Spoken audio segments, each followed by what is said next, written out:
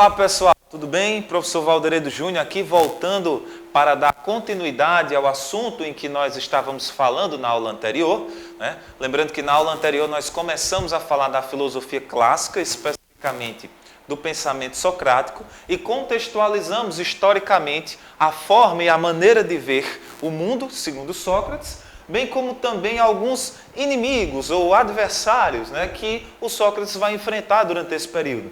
Dentre esses adversários estavam os sofistas, que, como nós vimos na aula anterior, eram mestres da retórica, né, eram doutores ali da oratória, pessoas que tinham a capacidade de argumentar e de falar, né, de apresentar os seus discursos de uma maneira muito brilhante, né, muito bem feita, muito bem acabada. Assim sendo, nós seguimos na nossa aula e nós vamos começar a falar dele, Sócrates. Sócrates ele vai ser um cara muito importante para a filosofia ocidental, porque, como disse, ele, de certa maneira, abre um outro paradigma, abre uma outra forma de pensar na filosofia.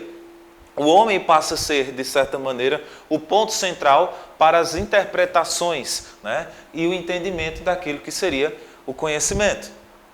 Frase de Sócrates: sábio é aquele que conhece os limites da sua própria ignorância. Isso significa dizer, né, aquele que reconhece as limitações do seu conhecimento, essa pessoa ela é considerada sábia. Essa pessoa de fato é sábia. Por quê? Porque ela sabe que não sabe de tudo.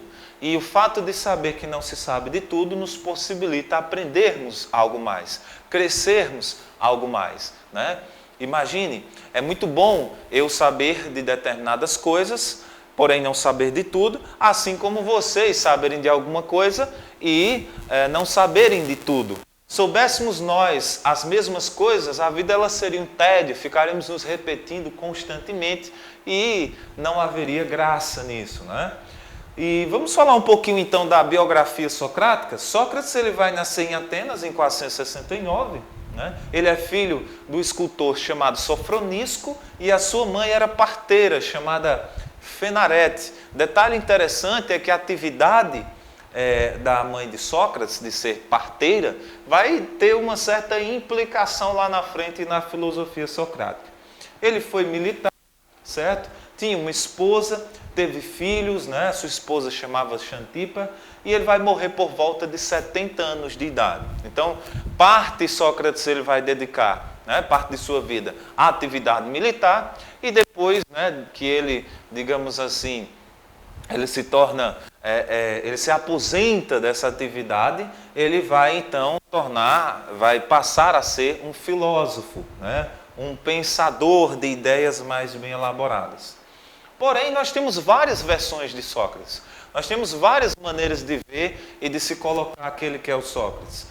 Xenofonte, que foi um dos seus alunos, ele vai ter uma visão de um Sócrates piedoso, guerreiro, patriota, né? Já bem diferente do Sócrates apresentado por um dos seus críticos, chamado Aristófanes. E o Aristófanes vai chamar o Sócrates de um sofista. Vai dizer que Sócrates era um verdadeiro oportunista, né?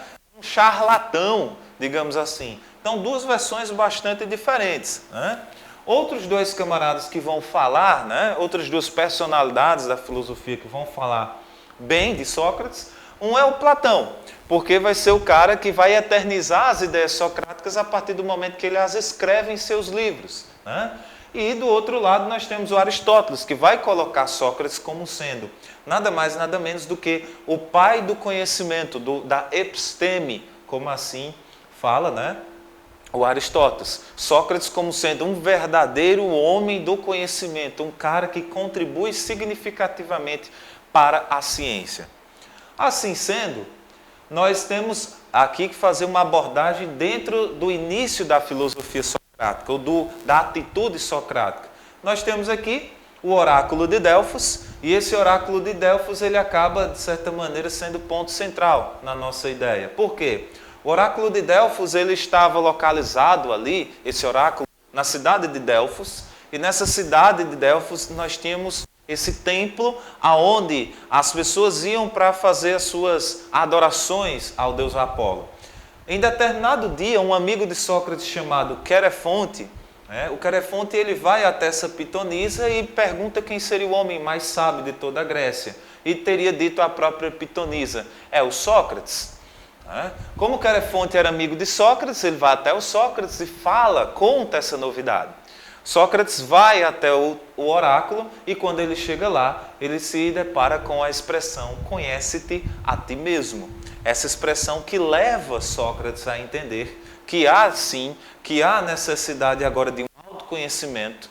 Logo, uma voz interior chamada Daimon começa a orientar Sócrates nas suas ações, nas suas práticas, nas suas atitudes.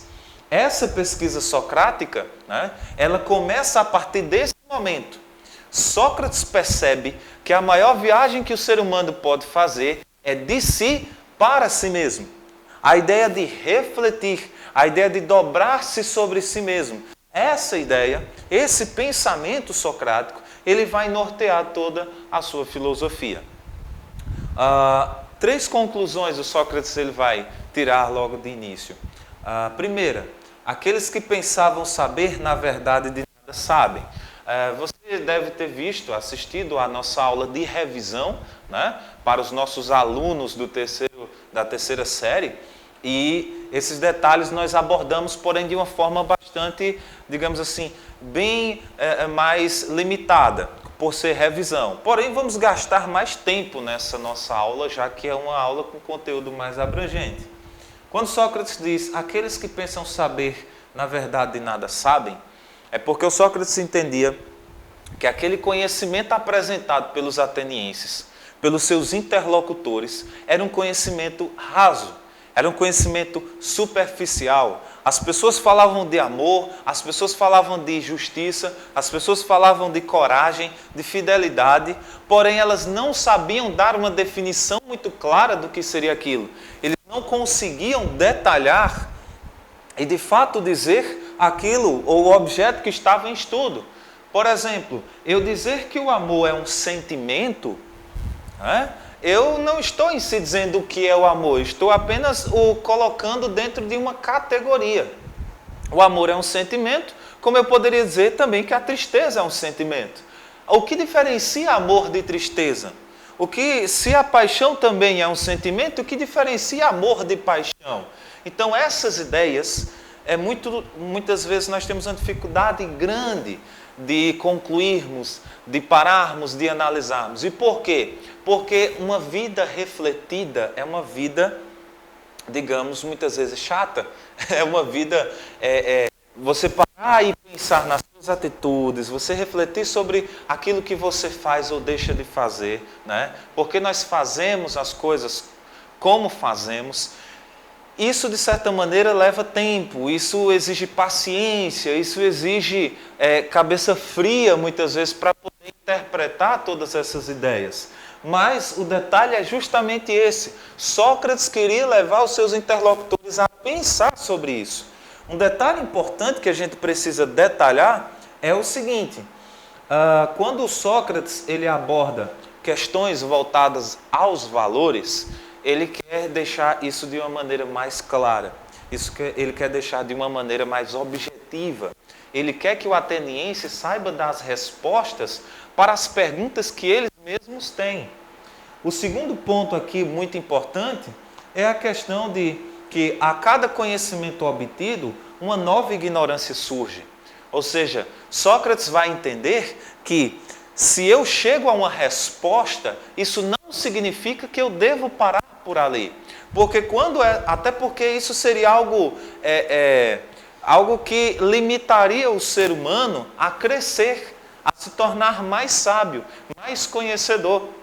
Logo, é necessário que uma resposta, eu entenda ela, não como um ponto final, mas muitas vezes uma resposta, ela apresenta-se no conhecimento como uma vírgula, onde há uma continuidade naquilo. Essa possibilidade, essa abertura para novas ideias, novos pensamentos, novas maneiras de se enxergar o mundo, as ideias e tudo aquilo que nós conhecemos. Por último, o paradoxo, assim como nós poderíamos chamar do só sei que nada sei, e esse paradoxo ele nada mais remete à limitação que Sócrates ele se encontra. Ele enxerga que ele não sabe de tudo. Ele enxerga que seu conhecimento é limitado. E essa limitação é o que possibilita de Sócrates sempre crescer, sempre aprender, né? Então, era uma maneira que ele tinha para se blindar de um certo, digamos assim, de uma certa incapacidade ou de impossibilidade de aprender algo novo. Está você apto para aprender novas coisas? Está você pronto para que as novas coisas elas possam fazer sentido, elas possam ser apresentadas, estudadas e vistas? Ou você é alguém de mente fechada, que de alguma maneira não consegue abrir-se para novos horizontes? Se essas perguntas forem feitas, né, para Sócrates ou por Sócrates para os seus interlocutores, o Sócrates queria justamente que as coisas elas fossem diferentes, mentes abertas e a possibilidade do novo, a possibilidade de fazer aquilo que se deve fazer, né? Não porque alguém disse, mas porque é o certo a ser feito, ok? Pois bem, nós paramos por aqui. Essa é a nossa parte 2 da nossa aula. Teremos a parte 3 e eu espero por vocês na próxima aula. Forte abraço e até a próxima.